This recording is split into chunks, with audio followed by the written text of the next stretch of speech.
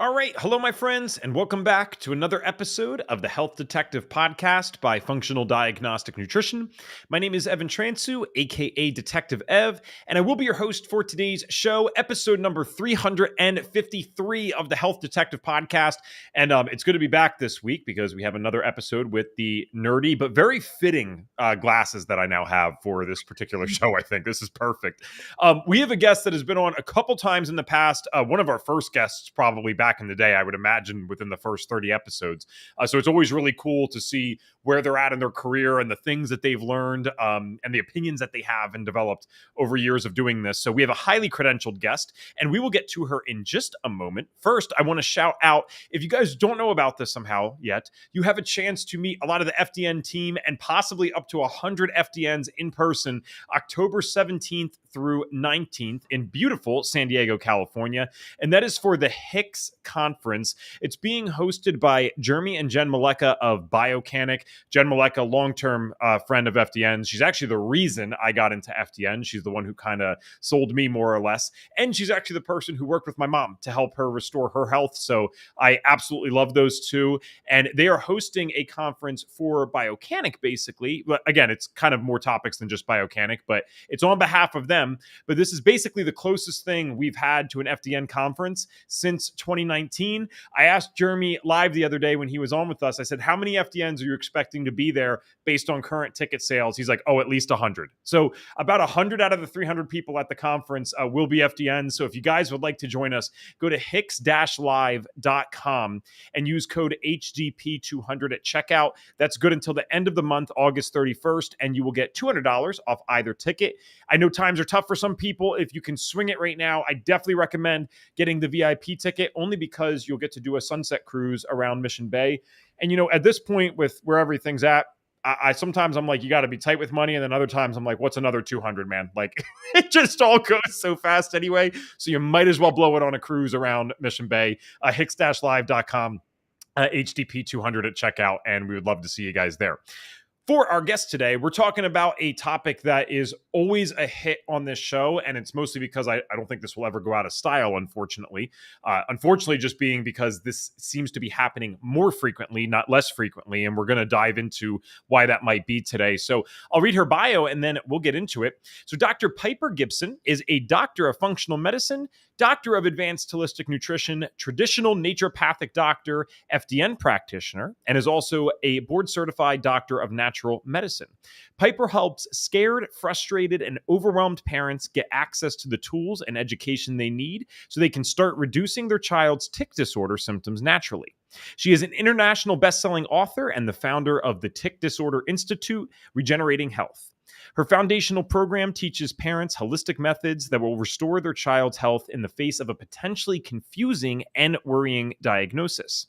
After going from stay-at-home mom to children's holistic health expert, Piper has been able to help many families just like hers to gain control of their child's tic disorder using food, functional lab testing, and natural approaches. She is the corporate educator of GX Sciences and was recently featured in Authority magazine. She can also be heard on the Autism Wellbeing podcast and 15-Minute Matrix. I feel like you just keep adding other credentials every time I talk to you, so welcome back to the show. Hey, Evan, I'm super happy to be back. And I love your glasses. Actually, I meant to tell you before we started, and then we got off on a tangent. So I love them. When you work at home more, right, on the computer, the vision unfortunately does start to fade. And just so you guys know, this is actual science. We know that when you're exposed to red light, which would be the sun, your eyesight does improve. And so I went and got this, and the guy looked at me like, are you sure you're not having issues seeing? I'm like, no, I'm pretty good. They're just kind of bothering me. I put these on today, and I'm like, okay, wow, I need to shave. Maddie was like, you can't see this stuff. She's like, you're crazy. So hopefully this will benefit me. All right, let's get into it because we have a lot to cover and very little time. I know that you've probably shared this on the show before. If we could first, though, just because I think it's so powerful.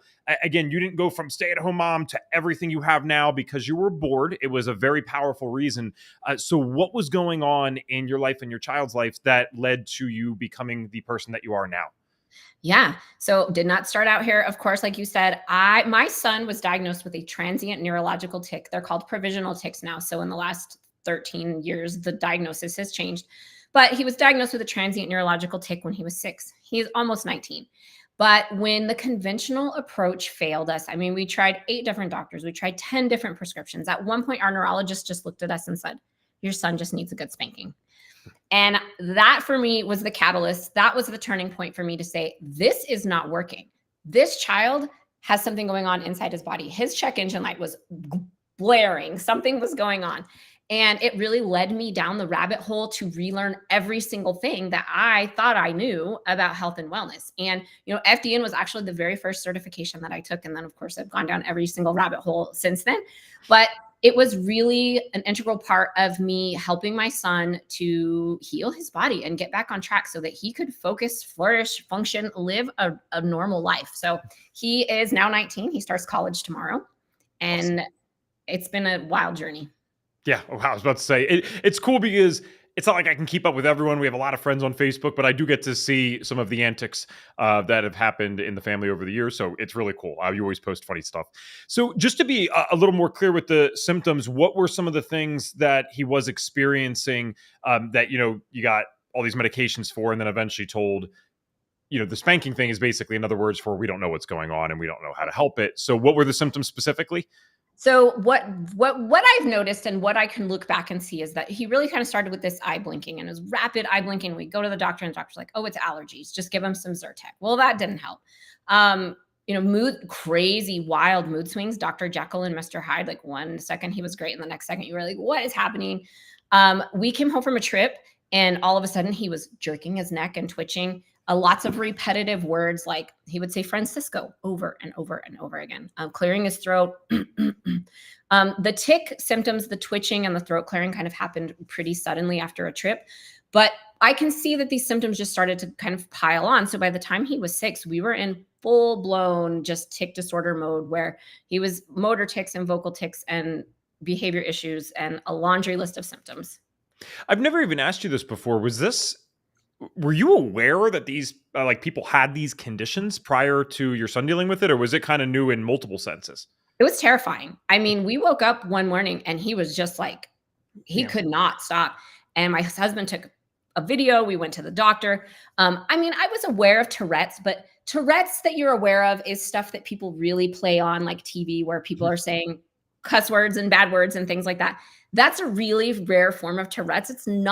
It doesn't happen very often. In fact, out of all of my hundreds and hundreds of clients, I've had 2 that actually have that coprolalia we had no idea.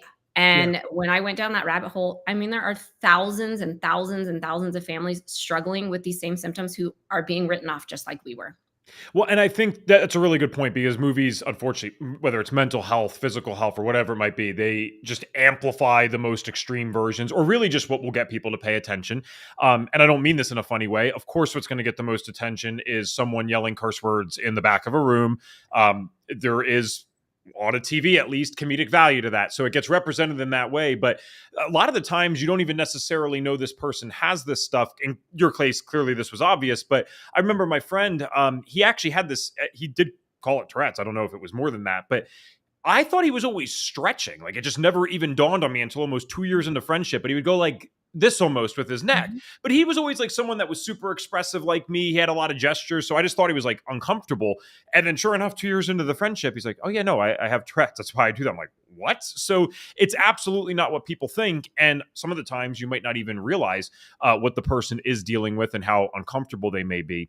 So again, clearly you've learned a lot since then. And if you guys want to hear the full story with her son, please go back to older episodes. I'll actually make sure they're in the show notes for this so they can dive more into that. Today, what we want to give you guys is the latest stuff on what you can do if your child's suffering. So when we title this, we obviously put neurological disorders in the title for a specific reason. Let's just be clear. What does that cover? I'm sure we could do a much longer list than what we're even about to say, but what are some of the things that you group into this neurological disorder thing that kids are seeing a lot nowadays? Yeah. And just with the knowledge that neurological disorders are not purely neurological, they're connected to something else. Yes. But we look at tics, we look at Tourette's, ADHD, autism. So anything on the spectrum in there, ADHD, ADD, sensory processing disorder, OCD, even things, like seizures. So anything that really stems from what you would go to your doctor and they're like, oh, that's, a neurological, that's just simply happening in the brain. So those are a lot of things that we see in practice. Okay. And obviously there's probably even more than that, but that's a lot of stuff. I'm sure that's worthy Mhm. of like 10 podcasts. So what's happening in today's world, and this is true with a lot of different things, more and more people, especially children, are presenting with these symptoms, which on one end, of course, gets argued by, I think it's by a smaller and smaller portion of the population. But a small percentage does argue that, well, this is just because we're better at diagnosing these things and people have always had this stuff. I agree to some degree that human beings have probably always had varying mental health and neurological conditions. Fine. But I also absolutely agree that these things are also presenting more, and it's not just us getting better at diagnosing things. Now, this part's going to be an opinion question, so we're not stating this as fact, but knowing what you know, and again, you're not just an FDN, which would be great. I mean, you have very serious credentials.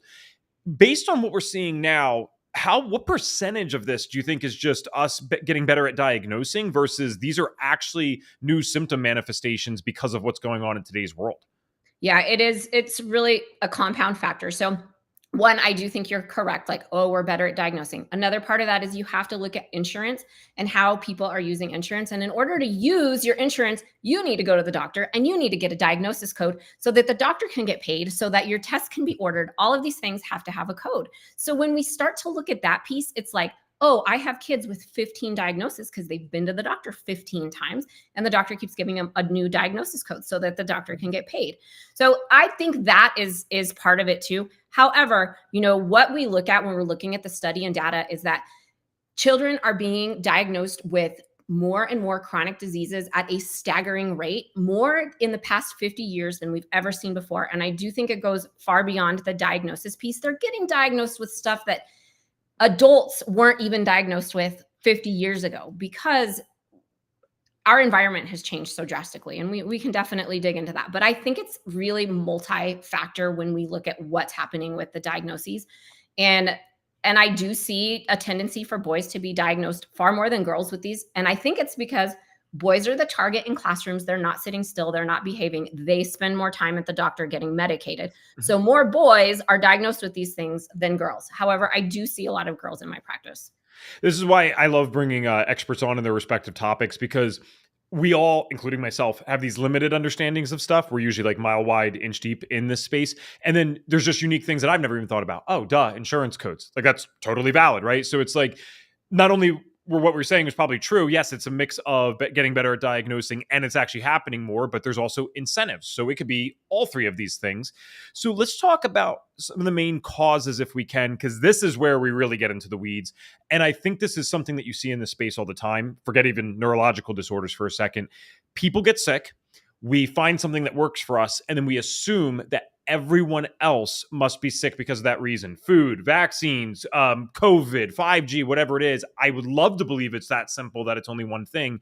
It's probably not. So what are some of the main causes that you see leading to these disorders? Yeah, I look at 4 triggers for tic disorders. And within those triggers, you have to break down all of those things that are going to cause those triggers, but definitely looking at environmental triggers. What's going on in and around your environment? What are you eating? Where are you living? What are you cleaning your house with? What are you cooking your food on? Just to name a few. Like those are those environmental triggers that impact how your body and your genetics are going to play.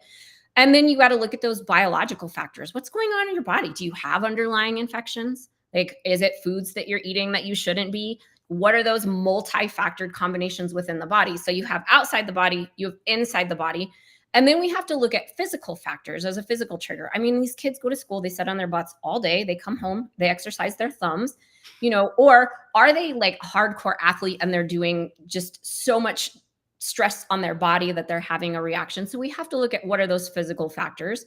And then, of course, mental, emotional factors. When people hear stress, they think, oh, my boss is a jerk or there's a bully at school. They're not thinking about all of these multiple things that can cause, the stress in the body. So when I'm working with any child that has a neurological disorder, we're looking at 4 different triggering factors. But it really goes back to what you said is it's not one thing, it's multiple things, and it creates a perfect storm. One of the things that you've studied in depth is genetics. And I'm not an expert on that. I found it very interesting. And you know that we've done consults together. Do you believe that it's almost required to have the genetic makeup or genetic potential, let's call it, to manifest these symptoms. Because I'm thinking about it, I'm like, well, virtually all the kids I know are sick to some degree. It's terrible, but not all of them have the same problems. You have some that are super skinny with acne, like I was. You have some that are very overweight and might have mental health issues. It's like, so you can keep loading the same stressors, it seems, but there's different symptom manifestations. Is that solely genetic, or is there more to that? Oh, no, I definitely think it's more to that. So when I look at genes, we're doing nutrigenomics. So we're looking at that impact of environment on the genes and how the genes are going to function. And we're really looking at using genetics as a roadmap. So we know if I have a kid who has the genetics for predisposition for chronic aggressive inflammation, what is their lifestyle like? What is their environment like? What is their nutrition like?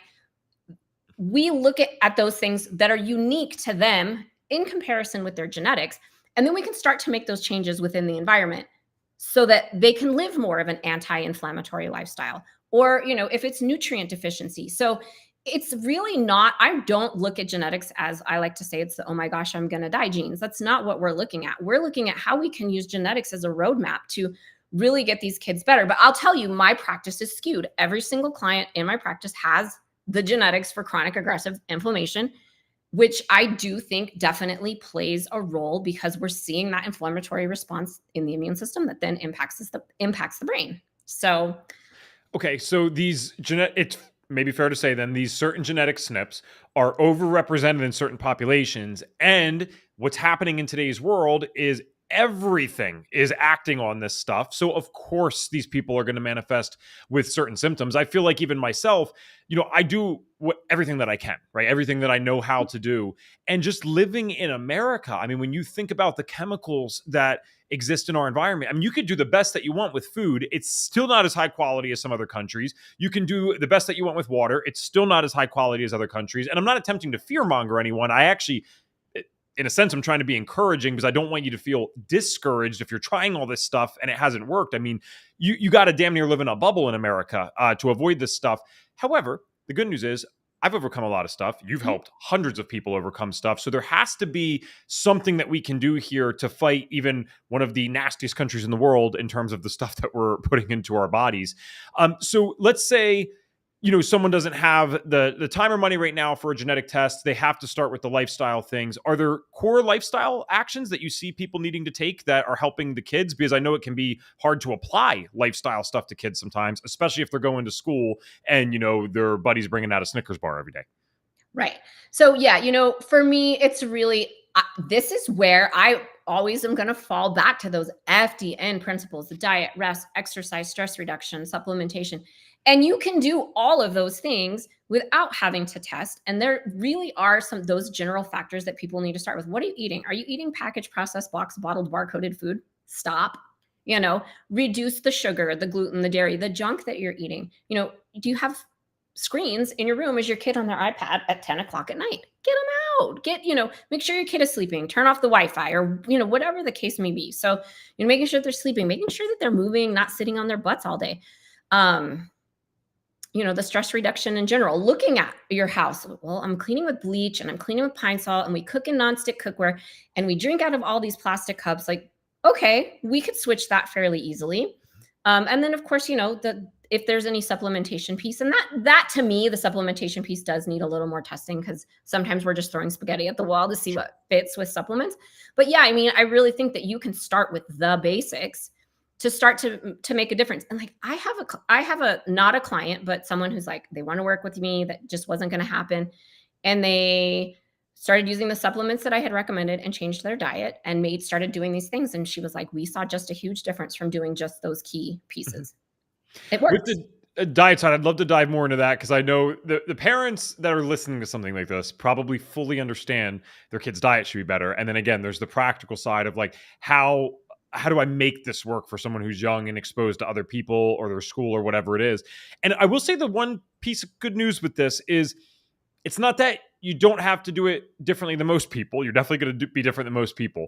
But I find, and Reed says this in the course, that kids have more vital reserve. They can bounce back a lot quicker than, a 70-year-old can if they do something that is a little off for what they should be eating. So it doesn't even have to be perfect all the time necessarily, I guess, with the exceptions of things like celiac or whatever it might be.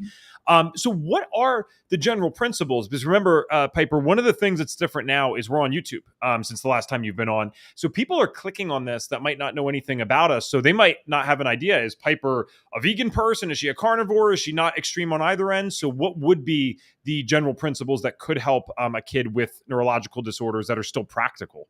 Yeah, so my favorite diet for kids with neurological issues is a paleo ancestral diet, but heavier on the protein, because we know you're going to eat protein. It's going to break down into amino acids, and then we're going to use those amino acids to make our neurotransmitters and all sorts of other signaling within the body. But protein being one of those really important things for kids with neurological disorders, because it's going to help with that neurotransmitter piece. So, I see so many kids, and it's growing and growing and growing with mycotoxins. And a lot of those come from food. So getting rid of the grains in the diet helps to remove some of those stressors that are coming from the food, like the mycotoxins.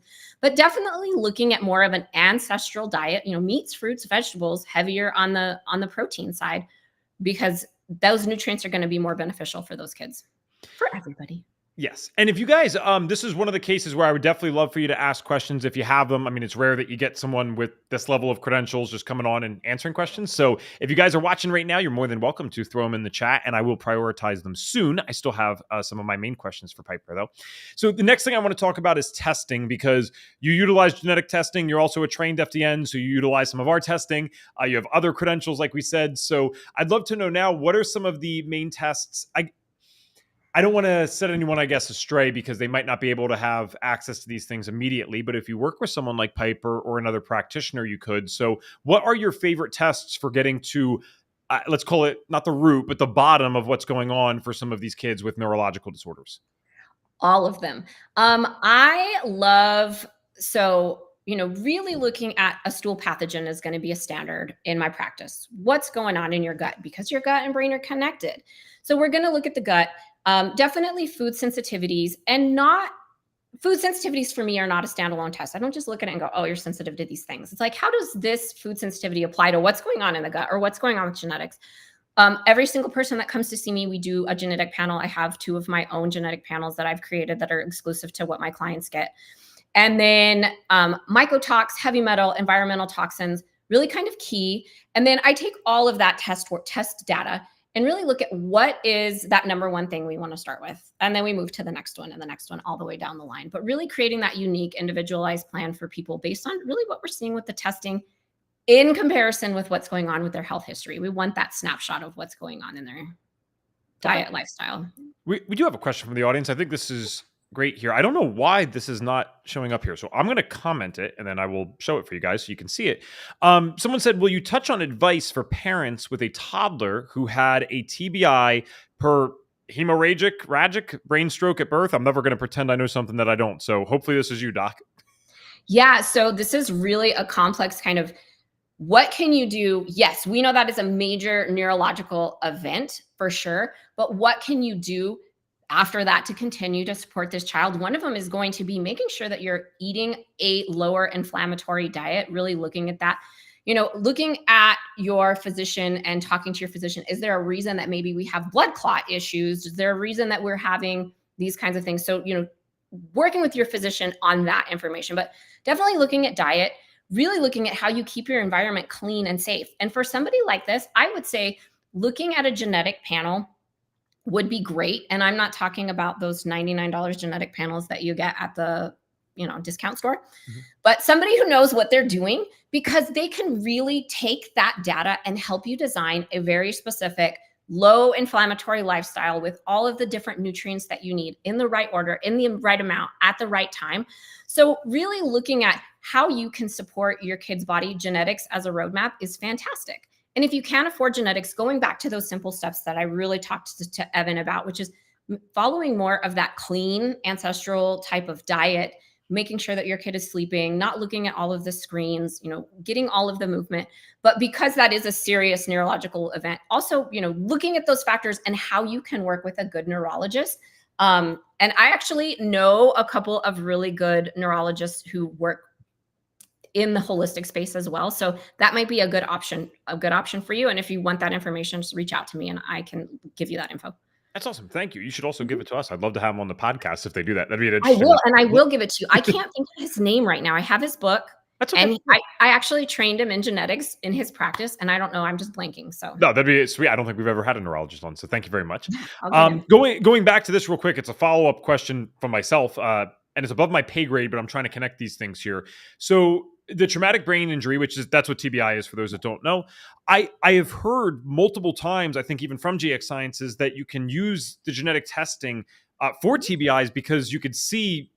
Again, maybe I'm going off the rails here, so I'm going to be careful with how I word this. What I'm trying to get at is this seems very circumstantial, right? So a genetic SNP that would have something to do with a circumstantial thing like a traumatic brain injury. What does that mean? How are those things connected?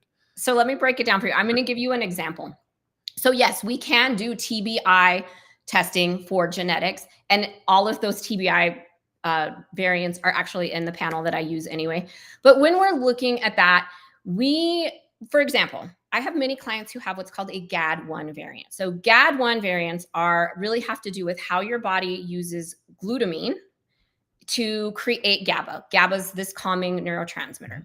So if we have that genetic variant, we have a GAD1 variant, either hetero or homo, meaning you get one or two from mom and dad, is when we have that traumatic brain injury, it turns on the microglial cells in our brain, which is that immune system in our brain. And when those microglial cells become active, we release more glutamine. And we have a glutamate storm in the brain, and it's very excitatory. So we're seeing this excitatory process where the body can't take all of that extra glutamine and break it down into GABA because they have this variant. So when you have a traumatic brain injury, it's causing that extra stress, that microglial inflammation in the brain that then turns around, causes a glutamate storm, and they don't have the ability to break that down. So that's one of those big things that we actually look at on a TBI genetic test is, well, do you have these genetic variants? And not only that, like for somebody who's had one traumatic brain injury, to be able to have that information can be on the genetics can be really beneficial, because that's going to help you design that information to try and avoid those kinds of things if and when you ever have another TBI. You'll be proud of me here, assuming that I get this right, but just connecting this properly. That genetic SNP in particular is the one that's correlated with, because there's some people that get this, they'll actually supplement with like high dose L-glutamine or bone broth for leaky gut, but they actually get anxiety from it. Is that it? Yes, that's it. I was listening. They feel like their brain is on fire because people are like, glutamine, so good for the gut, you need the glutamine. And then they are like, what is happening? I feel like my brain's on fire and I'm going to go nuts. That's why they can't break it down. It was so interesting. So my mom, what happened with her is she was doing great. She was like 5-6 months into her protocol, feeling the best she ever had. And again, as you start doing this stuff more, well, you're like adding in supplements, you become an addict for that. And so she was starting to get the extreme anxiety in the middle of the day. And we had just done her genetic stuff, but I was still connecting all of this. And I'm like, do you notice it at any time? Like, when do you feel it? She's like, all right.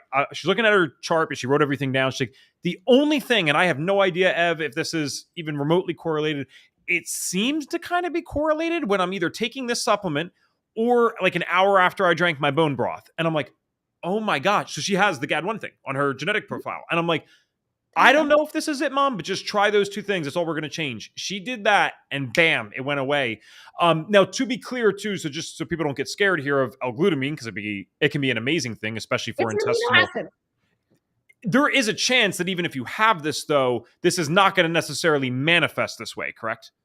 Well, yeah, and it really depends, and it depends on the amount of glutamine you're taking. I can't take it. I have a GAD1 variant. Glutamine just lights me up. It lights my brain on fire. But it definitely plays a huge role in those traumatic brain injuries, just because we see that microglial activation, which is the immune cells in your brain. Would these also be people that are greatly affected by like MSGs and stuff? Mm-hmm. Okay. Absolutely. Yes. And on the note of MSG, people need to keep in mind that, thank you to our government, you can put MSG in anything as long as it's less than 99% pure and call it whatever the heck you want. So, you might see MSG in, your soy sauce or whatever, but you need to read your label. So if you're eating your box bottled barcoded food, you may see like hydrolyzed yeast protein. It's a component of MSG. So carnitine and all of those kinds of things. Yeah, guys, and again, none of this is ever to scare people, but especially in America, I think, and maybe there's another level after this, so it's not in a condescending way, but I feel like I've gone through these levels of understanding the longer I've done this, and it's like, first it starts out with, okay, non-GMO only. Then it's like, okay, organic, but you buy it from like the local supermarket that's like a chain supermarket. And then it's like, okay, now it's organic, but I'm going to restrict all this other stuff. And really, like, what I like nowadays is I want to know the damn farmer. I want to know, where is this grown, local. I want to know what's the process. That's what I care about the most. I don't give a crap if you paid the certification for the organic symbol necessarily. Half the time, that doesn't even mean anything to some degree. But if you know the farmer and where it's coming from, that's great. And you'll avoid a lot of this stuff because usually the MSG especially would be in packaged foods. We got another question here. Thank you, Lois. Lois said, fascinating. Have you addressed PANS/PANDAS? I came in late. No, we didn't. But guess what, Lois? We're about to. So do you have any thoughts on this or comments, Dr. Piper? Yeah. So, when we're looking at PANS and PANDAS, tics are a symptom of PANS and PANDAS. So when we're talking about tic disorders, so is anxiety, OCD, all really kind of common. So PANDAS, we know, is caused by strep. And something fascinating that I have found in the past 6 months is that I've had so many kids who have strep throat, but it's not, or strep anyway, but it's not appearing as strep throat. So they'll go get a swab, it'll be negative, and I've told everybody, hey, make sure you get it cultured. They culture it, comes back positive, or maybe we do a stool test. So I've seen a lot of strep recently that doesn't really show up like strep throat. Mm-hmm. So we know PANDAS is caused by strep, but PANS can be caused by pretty much anything that is going to cause neurological inflammation. So, looking at things like mycotoxins, food sensitivities, gut issues, genetic issues, there's so many factors. My son actually has a PANS diagnosis. My sister's son has a PANDAS diagnosis. So we're very familiar. But really looking at, what are those multiple factors between PANS and PANDAS? That PANS and PANDAS is one of those things that's actually getting more diagnosis because we know how to diagnose it better. But there's still a lot of providers out there who don't believe in PANS, PANDAS. And so we really want to look at, my focus really being more narrowly probably on the PANS, just because we're looking for anything outside of the strep. And so that's really how I work with the PANS, PANDAS, but it's one of those things that's getting diagnosed more and more recently. What does Western medicine even do for that stuff? If you do get diagnosed, are they able to help?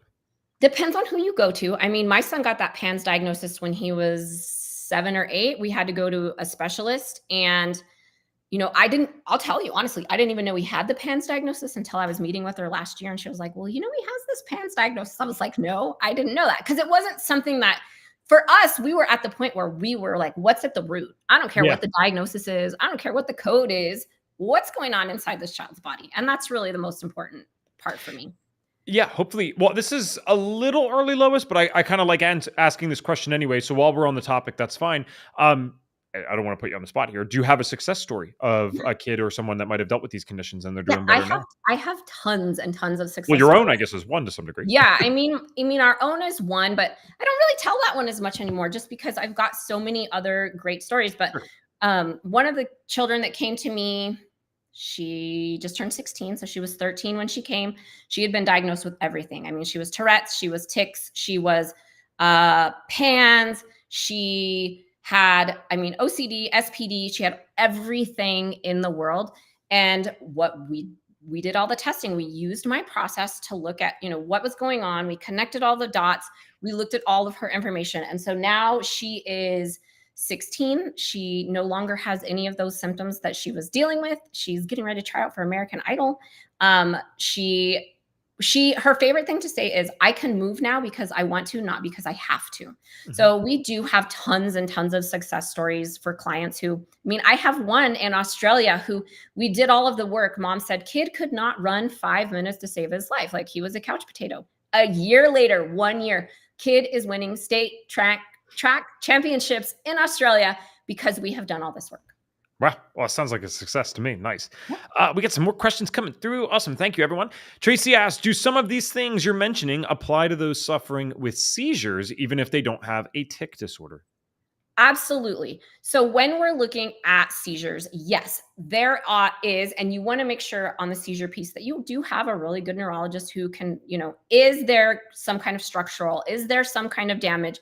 But for those that there isn't, it's really like starting to look at what is at the root. So again, what doesn't matter what the diagnosis is, what is at the root. So I do see a lot of things that drive seizures: mycotoxins, neurotoxic mycotoxins like gliotoxin.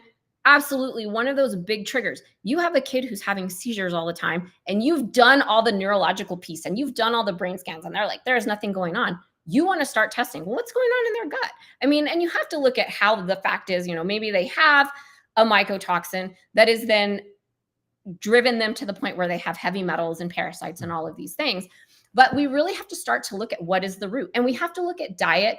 And we know that, kids who have seizures really thrive on a ketogenic style diet. So more fat to the brain is really beneficial to them. So I think there's a website, Charlie's, can't think of the name of it. I have to look it up and give it to you. But they have tons of recipes for kids who really are, dealing with seizures, diabetes, those kinds of things. But they really thrive on more of a ketogenic diet. They need those. They definitely need those increased fats. So yeah, when we're looking at things like seizures, we want to make sure, hey, we've done the groundwork. We've worked with a neurologist. We're very knowledgeable about the structural piece and what's going on with the brain. And then turning around and looking at, well, what can we do in our lifestyle and environment on our day-to-day life to start to reduce that inflammation?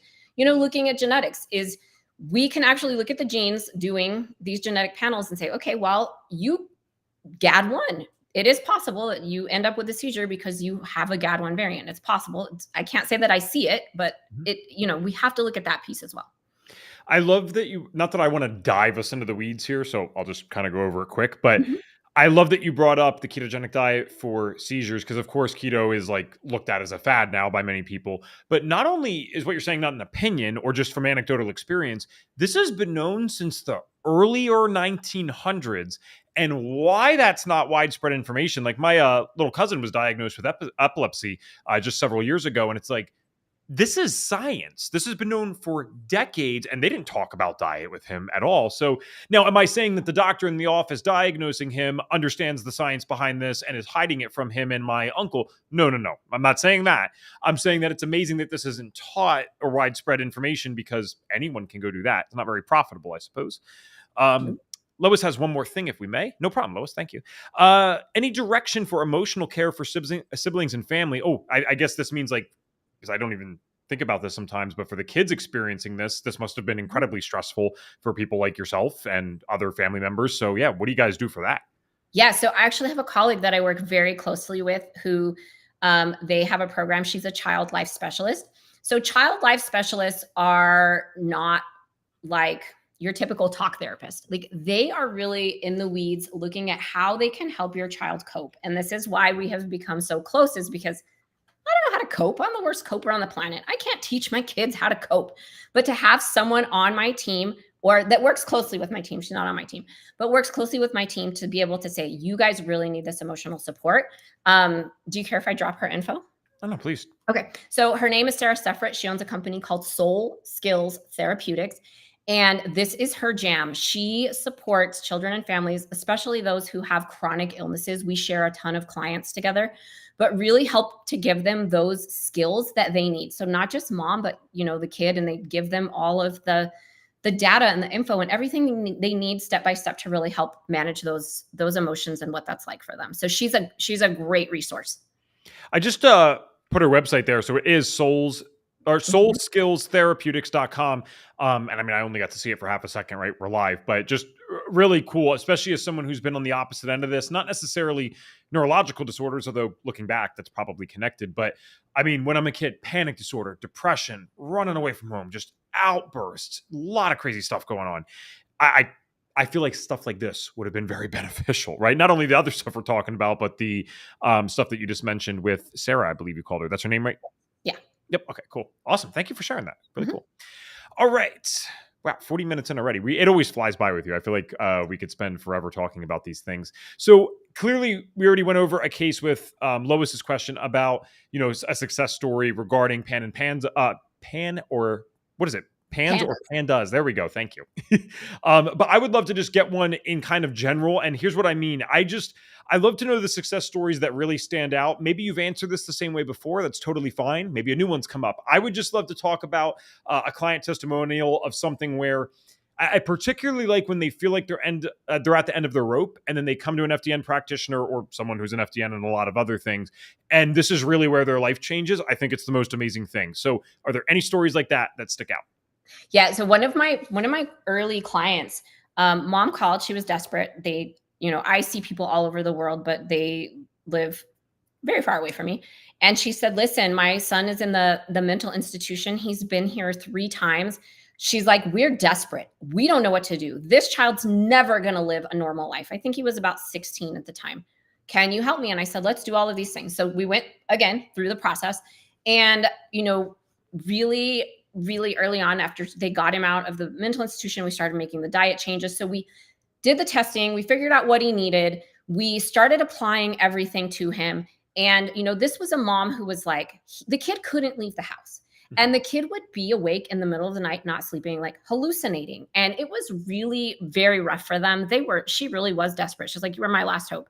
And once we worked through the whole process, he's not had another stay in a mental institution. He got a job. He has gone to college. He has, gotten a driver's license. His mom was, and this is how I felt too. And this was not a kid with a tic disorder. This was just a kid that was having serious, serious mental issues. Mhm. And I actually did, it's very old on my Instagram. If you scroll down and look at my case study on Charlie, I actually charted the whole thing out.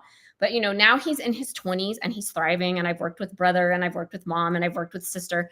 But it was life-changing for him because they didn't have another option, and they weren't sure what they were going to do. And so now he's out living his best life. And that to me is the most rewarding. Like, I love it. Yeah. I had a client this morning that I talked to. He had an anal fissure, and they have tried everything. He's had surgery after surgery. I said, how's your recovery from surgery? And he goes, "Well, everything's healed." And he goes, "My doctor stood there with their mouth open when I told them that we healed it through natural approaches and diet changes." I was like, yeah. Yeah, baby. Another win. Man, I love so much of what you're doing, and you already know this, but I always share my story publicly in the sense that I've always been transparent on this podcast that with the mental health stuff I dealt with, I got kicked out of school. A bunch of bad stuff happened. What I don't talk about, and it's almost entirely because I never want it to come across as an excuse, is that the things that led to me getting kicked out of school, one, I got super lucky because if it was 13 days later and I would have been 18, I'll just word it this way, I would have a permanent record and I might not be doing FDN right now. That's for darn sure. But when I experienced the emotions that led to the actions of that day that led to me getting in trouble, I will always take personal responsibility because that's what led me to where I'm at right now. So I'm happy for that. But at the same time, it would be literally untrue to look at you and say, I was in full control of what I was doing that day. It was almost like you're operating from a different stance because of that's just how my life was in general. That just happened to be a bad decision, right? But that's how I felt all the time. And when I hear about these kids in the mental institutes, or a lot of the times, man, when you go, because I've went back and spoke to these alternative schools now and like these troubled kids, these kids are dealing with serious issues and it's manifesting as behavioral issues, and there's consequences to behavioral issues, as there should be. I actually do believe that still. But I just think like how many of these situations could be avoided if they were lucky enough to understand these types of things. And then worse yet, I think about how, even though there's bad things that happen in my life, how lucky 13 days, the difference between jail and juvie, the difference between permanent record, and now I can scratch this off and I get to be youth mental health speaker. How many people don't get that lucky? And then they are stuck in a new system now where now we're going to eat jail food for a year and a half, 2 years, and deal with the consequences that come with that. And the rest of their life will be known as someone who is just this awful person making bad decisions. And in reality, it's someone who's sick. And I don't think it's that simple for every criminal case. I'm not blanket statementing this. It's just as someone who's been on both ends of it and I've seen other people deal with this stuff, I'm like, wow, like some people will just never know. So with that said, what can we do, Dr. Piper, to help spread awareness to so many people and families that are suffering out there? Obviously, you can't work with everyone in the world, although that'd be amazing. What do you do to spread awareness in schools? Because I know you've made an impact at your school district, I believe. So yeah, I've definitely talked to the school district and we've definitely looked at it. But for me, it's really about going out and busting the myth that neurological issues are purely neurological. I mean, I wrote it in the book, they're not purely neurological. We have to start looking at what is the root of this. And I mean, when I look at my own kids' school, it's like they go to school and they're feeding them.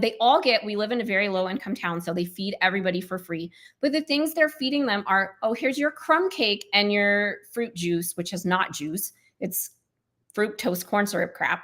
Eat this. And then they expect these kids to sit in class all day, mouth shut, behaving, and not have issues. And I'm like, this is part of the problem here, people. And I mean, just looking at my own son and the Dr. and Jekyll and, Mr. Hyde behavior we had in our own house was really significant. And he's much like you, Evan. He can look back now and be like, wow, what I was eating, what I was doing, the way we were living had the biggest impact on my symptoms. And so for me, it's about, one, busting that myth that neurological issues are purely neurological, because I'm going to tell you 99% of the time, they're really not. They're really not. There's lots of other stuff going on. And really empowering parents. I mean, we have so many parents who are like on the conventional train and they're frustrated and they don't know any better and they don't know any different. I didn't until I went down the rabbit hole.